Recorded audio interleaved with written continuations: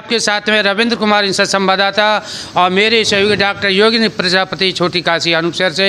इस समय पर हमारी टीम राजस्थान के अलवर ज़िले के बड़ौदा में पधारी हुई है, जहाँ पर कि यह मूर्तियों का काम होता है। यहाँ पर विभिन्न प्रकार की मूर्तियाँ बनाई जाती है और विभिन्न प्रकार के पत्थरों से ये मूर्तियाँ तराशी जाती हैं। तो इनसे हम बातें करते हैं, चर्चा करते हैं कि किस तरीके से ये मूर्तियाँ बनाते हैं और कहाँ कहाँ पर इनकी सप्लाई होती है। इन मूर्तियों से जब ये बनाते हैं, इन पत्थरों पर ये बैठ कर के मूर्तियाँ बना रहे हैं, कहीं हथौड़ी छेनी से इनके छेद कर रहे हैं और किस तरीके से ये करते हैं और इनकी भावना कैसे आहत होती हैं कि जब किसी पत्थर कोई मंदिर में जाता है, कितने श्रद्धा भाव से पूजा जाता है, उसी पत्थर को यहाँ पर ये अपनी चप्पल पहन करके हथौड़ा बजा रहे हैं, किसी की आंख फोड़ रहे हैं, किसी की चेहरा बना रहे हैं। तो इनसे चर्चा करते हैं, बातें करते हैं। आइए आपको हम तस्वीर दिखाते हैं, आप देखते रहिए। हाँ सर, जी सर। तो सर सबसे पहले आप अपना नाम बतलाएं। मेरा नाम भूपेश मिश्रा है सर।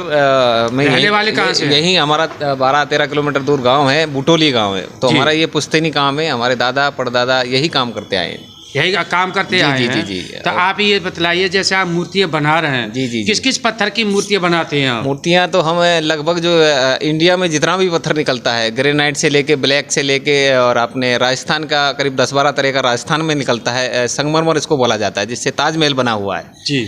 इसकी भी हम मूर्तियाँ बनाते हैं। इधर इसके अलावा भी जैसे वियतनाम से विदेश से एक्सपोर्ट होके जो पत्थर आता है उसकी भी हम मूर्तियाँ बनाते हैं। वो खास रिक्वायरमेंट पे बनती हैं जी। वो थोड़ा कॉस्टली पड़ता है और बहुत महंगी मूर्तियाँ बनती है।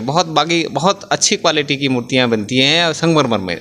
तो सर आप हमसे पूछना चाह रहे हैं जी जी कि उच्चतम आपकी मूल्यवान मूर्तियाँ जो होती हैं, किस ज़्यादा से ज़्यादा पैसों की जो मूर्ति धनराशि की कौन सी होती है, कौन सा महंगा पत्थर सबसे महंगा ज़्यादा पत्थर होता तो देखो ये अपना इंडिया का पत्थर, इसकी तो कोई तोड़ नहीं है। बाकी ये अब तो विदेश से भी पत्थर आने लगा, नहीं तो संगमरमर का जो क्वालिटी का पत्थर होता है वो बेस्ट तो इंडिया में ही निकलता है। अच्छा, ये संगमरमर का पत्थर निकलता कहाँ से है? यहाँ से 200 किलोमीटर दूर झिरी गांव है एक। झिरी? हाँ, वो करीब 150 या 300 फीट नीचे ज़मीन से निकलता है ये पहाड़ में से निकलता? जी जी जी, क्रेनों से, बड़ी बड़ी क्रेनों से निकाला जाता है अच्छा। और उसको फिर यहाँ हम लेके आते हैं। तो आप ये बताइए, जैसे यहाँ पर आपके यहाँ पर पत्थर आप पुश्तैनी काम कर रहे हैं जी जी, और पुश्तैनी से मतलब ये काम कर रहे हैं, तो आपका अनुभव कैसा है? आप अपना अनुभव बताएं। अनुभव तो ऐसा, देखो ये बहुत इज्जत का काम है, जहाँ भी हम जाते हैं बहुत रेस्पेक्ट मिलती है। सबसे बड़ी बात तो ये है। जी। फिर ये पुश्तैनी काम है, इसको चलाना हमारा मजबूरी भी है और चलाना भी है, मगर इसमें दुविधाएं भी बहुत हैं। कोई मूर्ति बनाते टाइम बीच में टूट गया तो बड़ा दुख होता है, क्योंकि पूरा मेहनत चला जाएगा और पूरा पत्थर ख़राब हो जाएगा। कोई भी मूर्ति कहीं से भी खंडित होगी, मूर्ति पूजनीय होगी नहीं रहेगी, वो फिर कचरे में फेंकने वाली होगी।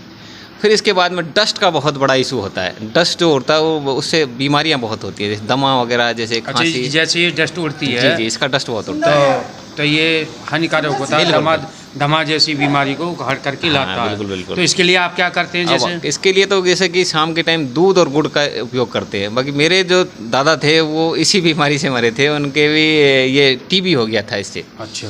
तो उनकी जल्दी ही डेथ हो गई थी। तो पिताजी बहुत छोटे थे, तो पहले वो मूर्ति का काम करते थे, तो उस टाइम में इलाज का अभाव था। जी।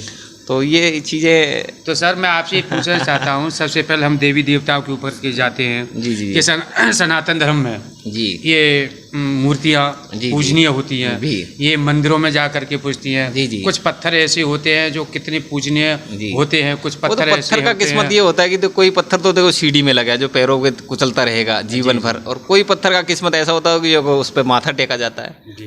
तो आप मैं आपसे ये पूछ रहा हूँ, जैसे पत्थर से आप मूर्तियाँ बना रहे हैं, जी जी, महापुरुषों की मूर्ति बना रहे हैं। जी जी, आप जैसे ही पत्थर पर आप बैठे हुए हैं। ये नंदी महाराज हैं। हाँ, नंदी महाराज। अब ये तो देखो किसी चीज का उत्पत्ति होगा तो भाई बैठे हुए हैं, आप छेनी हथौड़े बजा रहे हैं, तो आपको कैसा लगता है छेनी हथौड़े बजाते देखो हुए? ये अब ये तो पुश्तैनी काम है, ये करना भी जरूरी है वही, नहीं तो बाकी का अब कोई भी चीज़ है जो अगर कहते नहीं, कहावत है, किसी कवि ने कहा है, जिस पत्थर को अगर दर्द होगा तो वो पूजा नहीं जाएगा। ये तो कहावत है, किसी कवि की कहावत है। तो जिस छेनी हथौड़े से जिस पत्थर को अगर तराशा जाएगा वो तो पूजा भी जाएगा। अब वो तो पत्थर की किस्मत है ना। तो इसमें तो बुरा लगने वाली कोई बात है नहीं। तो ये जो आप मूर्तियाँ जो बना रहे हैं, कहाँ कहाँ तक आप सप्लाई करते हैं? ये देखो इंडिया से बाहर तो नेपाल है, भूटान है, तो हिंदू राष्ट्र जहाँ जहाँ हैं, श्रीलंका भी मूर्तियाँ हमारी जाती हैं। विदेश में जैसे कि दुबई भी गई है, जहाँ जो हिंदू संगठित रहते हैं तो वो मंदिर बनाते हैं तो ले जाते हैं। बाकी इंडिया में तो पूरी जगह जाती है, कश्मीर से लेकर कन्याकुमारी तक मूर्तियाँ देते हैं। आप देते हैं? जी जी जी। और ये तो क्या कि पुराना काम है ना, पुश्तैनी काम है, तो लोगों को कम जानकारी है इसका कि हमारा जो ना माल है 80% हम जयपुर सप्लाई करते हैं, क्योंकि मंडी है, हर आदमी को पता है कि मूर्ति जयपुर बनती है, तो सब लोग जयपुर जाते हैं। अगर इस जगह का उनको पता होगा तो रेट भी आधा मिलेगा और चीज़ भी अच्छी मिलेगी। ये तो जो यहाँ आएगा उसको बेनिफिट तो मिलेगा। देखो आपके यहाँ आने से ज़्यादा बिल्कुल बिल्कुल 50% का बेनिफिट मिलेगा। हम दुकानदार ट्रांसपोर्ट अगर कोई भी अगर तो जयपुर लेके जाएगा तो अपना प्रॉफिट तो लेगा, आपको भी पता है। तो यहाँ से वो वैसे ये बेनिफिट मिलेगा उसको कि 50% रेट में और क्वालिटी अच्छी मिलेगी, सबसे बेस्ट ये है। इस एरिया में काफ़ी बड़े 1500 परिवार काम करते हैं, ऐसा नहीं है कि हम अकेले करते हैं जी। 1500 परिवार 1500 परिवार इसमें काम करते हैं। 1500 परिवार में अगर एक परिवार में डिवाइड कर लो 10 बंदे तो होंगे करते हैं। इसी कम्युनिटी हमारी जो खुद का एक परिवार है वही काम करता है, बाकी अदर किसी को हम सिखाते भी नहीं है और कोई करता भी नहीं है। तो जैसे ग्राहक आपके पास में आता है तो संतुष्ट कैसे करते हैं आप? अब ग्राहक तो देखो उसके ऊपर डिपेंड करता है, वो क्या चीज़ लेना चाहेगा, उसके ऊपर एक कौन सा क्वालिटी लेना चाहेगा, कौन सी चीज़ लेना चाहेगा, तो डिपेंड तो कि हो ही जाता है हमारे पास। तो लगभग ये बना रहे हैं संगमरमर का सबसे ज़्यादा संगमरमर बनाते हैं। उसके बाद में महसराना ब्लैक आता है जिसमें शनिदेव, महाकाली, ये भैरव ये बनता है। बाकी रेड जैसे कि बजरंगबली सिंदूर वाले वो भी हम बनाते हैं। अच्छा। और इसके अलावा जैसे कि वियतनाम में जो है वो इस्कॉन की मूर्तियाँ जो होती हैं अंग्रेज़ों की जो बोला जाता है उसको, जी, जी। वो मूर्तियाँ जैसे साईं बाबा की वो उसमें बनाई जाती है वियतनाम में, क्योंकि वो बहुत वाइटनेस अच्छी आती है इसकी। तो सबसे महंगा पत्थर संगमरमर वियतनाम का ये सबसे महंगा जो पत्थर है हाँ वो वियतनाम संगमरमर का ही है। संगमरमर वियतनाम जो विदेश से एक्सपोर्ट होकर आता है, शिप से आता है। आप अपना पूरा एड्रेस और भाई मोबाइल अगर नंबर किसी बताइए। को मूर्ति चाहिएगा तो वो उसको पहले तो देखो अगर यूपी से आता है तो बड़ौदा में हो, मथुरा से बसें आती है, 90 किलोमीटर मथुरा से पड़ता है। जी।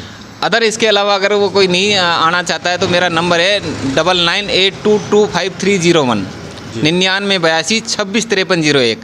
तो ये मेरा नंबर है, नंबर से भी कांटेक्ट कर सकता है। और घर होम डिलीवरी भी हम कर देते हैं, ट्रांसपोर्टेशन चार्ज अलग से देना पड़ता है। अच्छा, होम डिलीवरी करते हैं बिल्कुल आप? बिल्कुल दे देते हैं साहब। कोई जैसे नहीं आना चाहता है, दूर ज़्यादा है कि जैसे अब आप कहीं भी हो, कन्याकुमारी हो, तो अब आने का तो बड़ा दिक्कत आएगा, तो व्हाट्सएप पे हम उसको क्लियर करा के ट्रांसपोर्ट से भेज देते हैं।